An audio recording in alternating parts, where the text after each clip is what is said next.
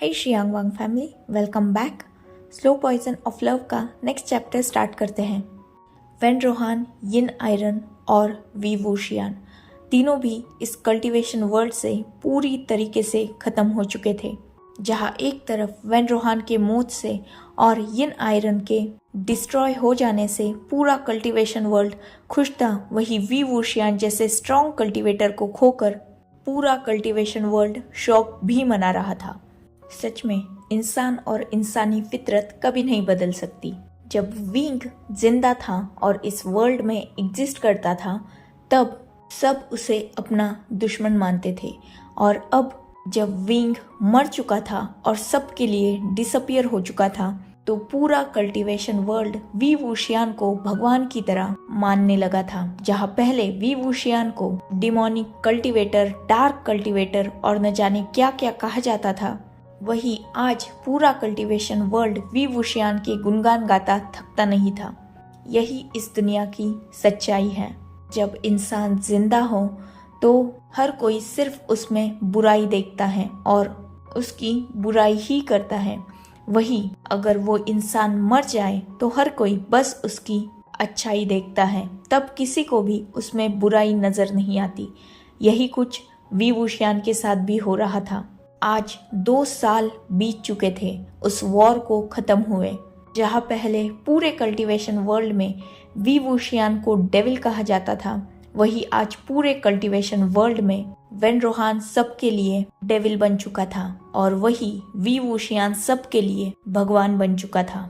We वूशियान ने उस दिन खुद के साथ क्या किया, ये आज भी कुछ लोग समझ ही नहीं पाए थे, क्योंकि वी वूशियान जैसे स्ट्रॉन्ग कल्टीवेटर जिसकी गोल्डन कोर बिल्कुल ठीक थी, जो यिन आयरन का ओनर बन चुका था और यिन आयरन को अच्छी तरीके से हैंडल भी कर पा रहा था, उस इंसान का यूं ही डेथ हो जाना ये किसी के लिए भी डाइजेस्ट करना थोड़ा मुश्किल था, क्योंकि सब जानते थे कि वी वूशियान डेमोनिक पावर्स का ग्रैंड मास्टर है, जिसे dark energy, resentful energy, dark powers, negative force, इन सब चीज़ों से कोई भी फर्क नहीं पड़ता। उसकी गोल्डन कोर इतनी स्ट्रांग है कि वो दोनों एनर्जीज को अच्छी तरीके से बैलेंस करती है, और उस वी वूशियान की मौत ऐसे होना किसी के लिए भी समझ से बाहर थी। बहुत से लोग तो वी वूशियान की मौत के लिए हांग वांग जुन को, मतलब लान वांग जी को ही कसूरवार ठहराते थे, क्योंकि पूरा कल्टीवेशन वर्ल्ड ये जान चुका था कि वी वूशियान हांग वांग जुन से प्यार करने लगा था। इसीलिए बहुत से लोग ये मानते थे कि हो सकता है वी वूशियान यिन आयरन और डार्क एनर्जी को अच्छी तरीके से कंट्रोल कर भी लेता और यिन आयरन को वो अपनी ही पावर्स से खत्म कर भी लेता, पर फिर भी उसने खुद को डिस्ट्रॉय किया, क्योंकि वो हांग वांग जुन का धोखा सह ही नहीं पाया। इसीलिए उसने खुद को ही खत्म कर दिया।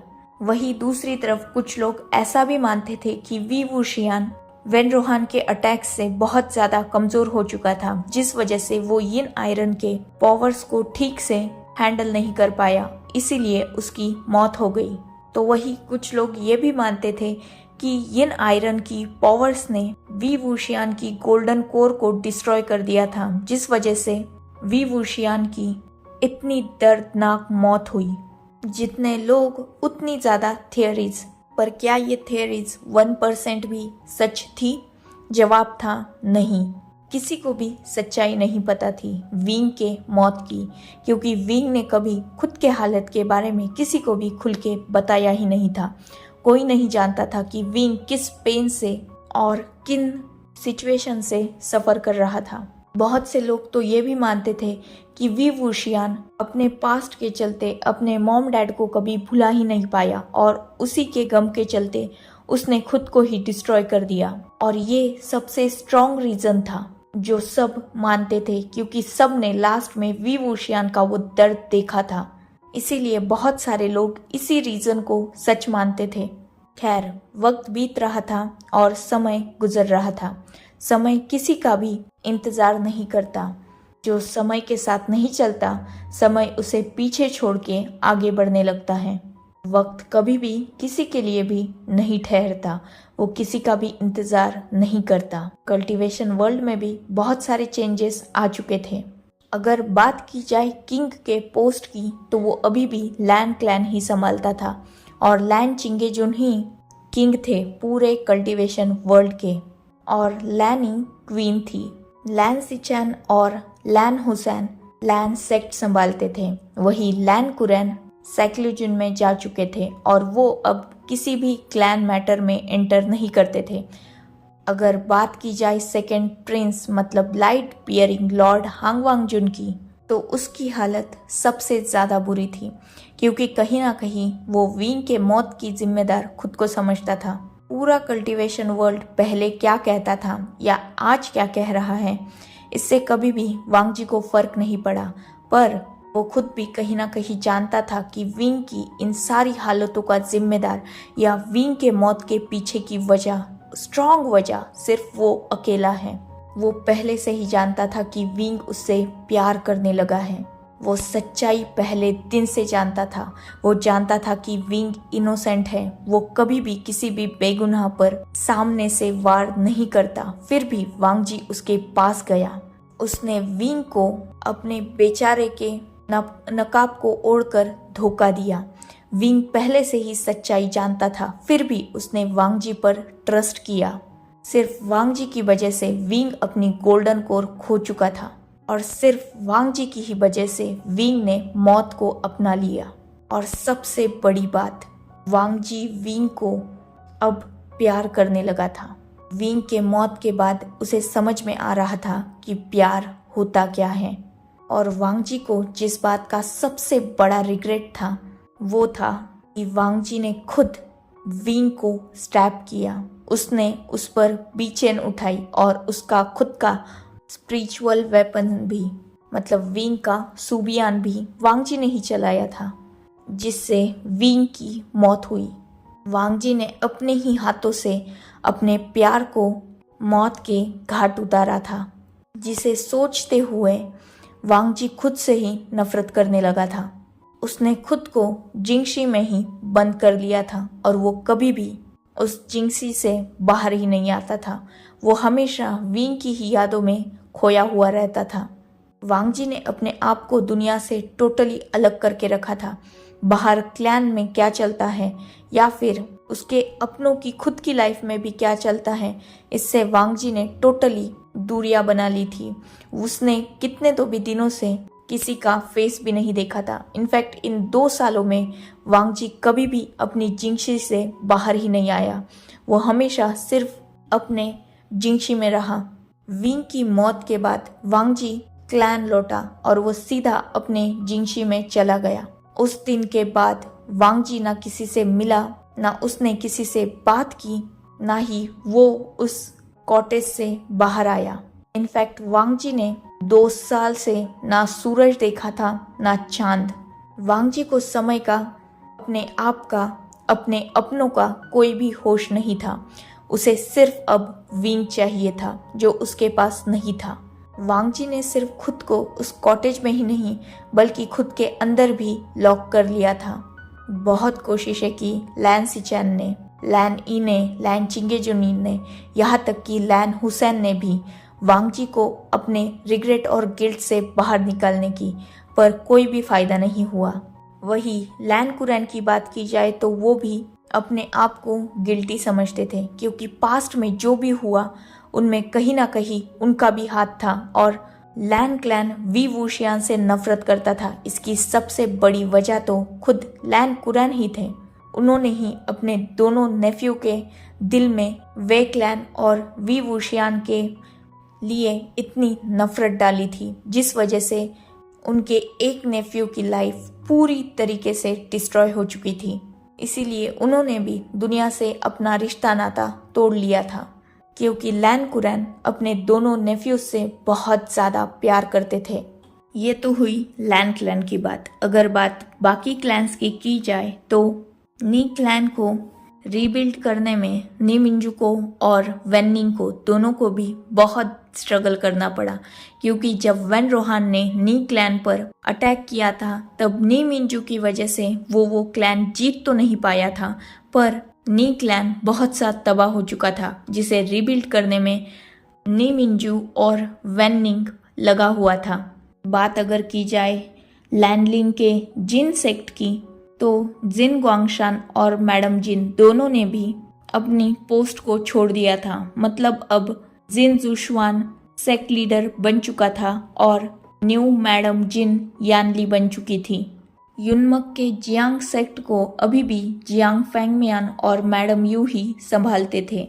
किसान का वैन सेक्ट जो वेन रोहान के वजह से ऑलमोस्ट तबाह होने वाला था, उसे सारे क्लैंस ने मिलकर थोड़ा सवार लिया था और उसकी पूरी जिम्मेदारी वेन रोहान के इलिजिमेट चाइल्ड वेन जूलियो को दे दी गई थी, जो वेन रोहान का और उसके मिस्ट्रेस का बेटा था, जिसे वेन रोहान ने कभी भी अपना बेटा माना ही नहीं। वेन रोहान उसे एक नौकर की तरह ही ट्रीट करता था और वेन चाओ को तो वो पसंद भी नहीं था, इसीलिए वेन चाओ भी उस पर अच्छे खासे जुल्म करता था। पर वेन रोहान के मौत के बाद सारे क्लैंस ने मिलकर वेन सेक्ट का नया सेक्ट लीडर उसे ही चुन लिया, क्योंकि वो बहुत अच्छा था। ऊपर से वो एक स्ट्रॉन्ग कल्टीवेटर और एक अल्फा था, जिस वजह से उसने अच्छे तरह से वेन क्लैन को संभालने की जिम्मेदारी उठा भी ली थी और वो उसमें सक्सेसफुल भी था। विंग के मौत से सबसे ज्यादा फर्क अगर वांगजी के बाद किसी को पड़ा था तो वो था मो सेक्ट का सेक्ट लीडर मेंग्याओ। मेंग्याओ भी विंग से प्यार करता था और जब विंग की मौत हुई तो उसे भी बहुत ज्यादा दर्द हुआ था। ऑब्वियसली मेंग्याओ विंग को अपना अल्फा समझने लगा था। वो आज भी विंग के मौत से उभर ही नहीं पाया था, पर उसके ऊपर एक सेक्ट की जिम्मेदारी थी जिसे वो अच्छी तरीके से संभालने की कोशिश भी कर रहा था। पर विंग वो उसके दिल और दिमाग से आज भी निकला नहीं था। 2 साल बीत चुके थे, पर मेंग्याओ बाद में किसी भी अल्फा के करीब गया ही नहीं। एक्चुअली पूरा कल्टीवेशन वर्ल्ड मेंग्याओ का भी बहुत ज़्यादा तारीफ करता था, क्योंकि मेंग्याओ ने भी वेन चाओ से लड़कर वेन चाओ को कहीं ना कहीं हराया था। मेंग्याओ का भी उस वॉर में बहुत बड़ा हाथ था और विंग के जीत के पीछे तो पूरा मेंग्याओ का ही हाथ था। इसीलिए मेंग्याओ भी उस वॉर का एक इम्पोर्टेंट पार्ट था। इसीलिए मेंग्याओ को उस वॉर के बाद अच्छी खासी इज्जत मिल चुकी थी और बहुत सारे अल्फा मेंग्याओ को अपना भी बनाना चाहते थे, पर मेंग्याओ वो किसी के भी करीब जाने से सीधा मना करता था, क्योंकि वो विंग को कभी भुला ही नहीं पाया और शायद भुला सकता भी नहीं था, क्योंकि सच्चा प्यार जो बन गया था विंग उसका। वही बात की जाए विंग के सेक्ट की, मतलब यीलिंग के वे सेक्ट की, तो उसे अब पूरी तरीके से जियांग चैंग संभालता था। जियांग चैंग और वेन क्विन वे सेक्ट को संभालते थे।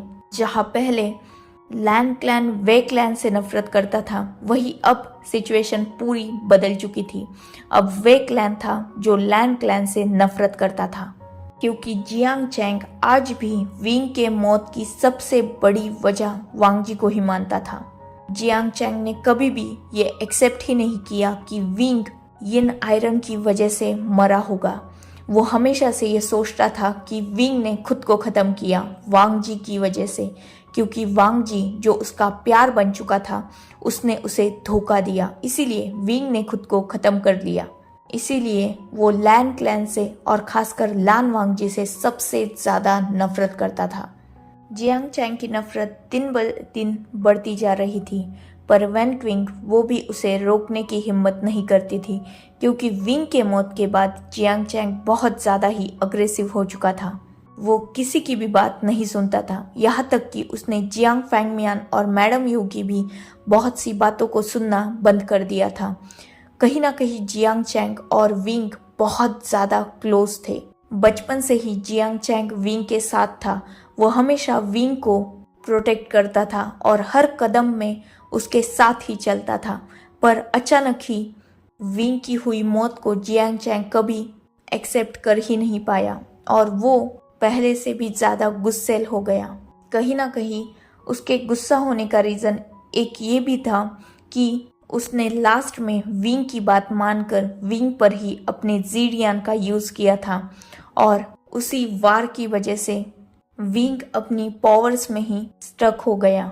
जियांग चैंग को बहुत से लोगों ने यह समझाने की कोशिश की कि इन सब चीज़ों में उसकी कोई गलती नहीं है, क्योंकि विंग ने खुद उससे कहा था कि वो ज़ीडियान यूज़ करे, पर वो तो जियांग चैंग था, इतनी आसानी से किसी की बात थोड़ी ना मानेगा। इसीलिए वो कहीं ना कहीं विंग की मौत का जिम्मेदार जितना वांग जी को मानता था उतना ही खुद को भी मानता था।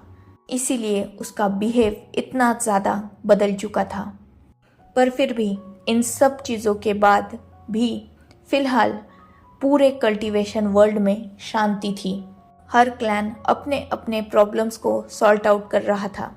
अभी पूरे कल्टीवेशन वर्ल्ड में कोई भी प्रॉब्लम थी नहीं, मतलब ना कोई वॉकिंग क्रॉप्स थे, ना कोई अटैक था।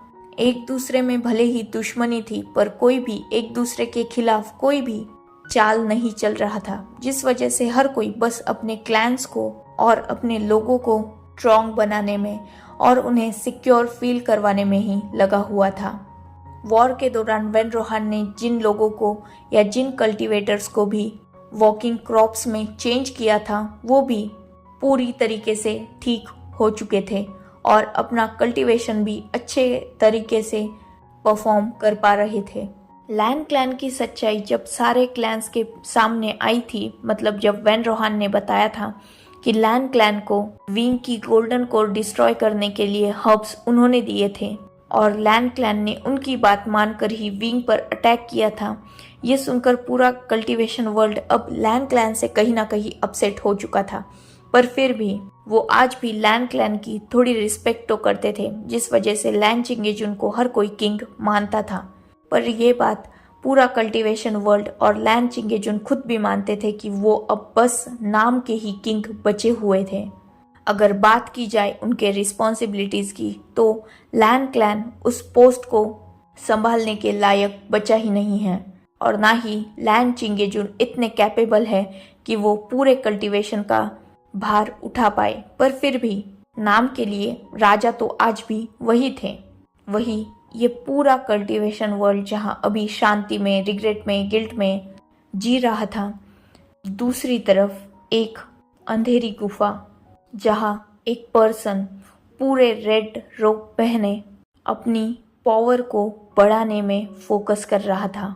2 साल पहले वो इंसान इस जगह पर आया था और उसने अपने आप को पूरी तरीके से दुनिया से अलग कर लिया था। ये प्लेस जो पूरी तरीके से नेगेटिव एनर्जी से भरी हुई है, जिसे पूरा कल्टीवेशन वर्ल्ड डेथ फॉरेस्ट नाम से जानता है, यहाँ वो इंसान पिछले 2 सालों से सबसे छुपकर सांसें ले रहा है।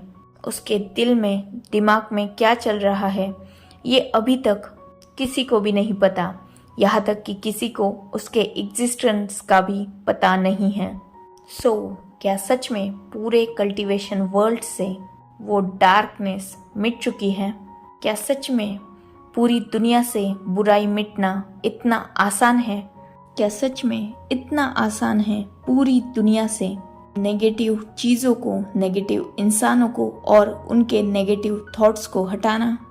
वैसे इस कल्टीवेशन वर्ल्ड से विंग के अलावा भी एक पर्सन मिसिंग तो है। अगर वो कौन है ये आप जानते हो तो मुझे कमेंट सेक्शन में ज़रूर बताना। Enough for today, let's take a break. Next chapter in next video. And don't worry, next chapter के लिए ज़्यादा वेट नहीं करवाऊंगी, बहुत जल्द अपलोड हो जाएगा। Good bye, take care, enjoy your beautiful life.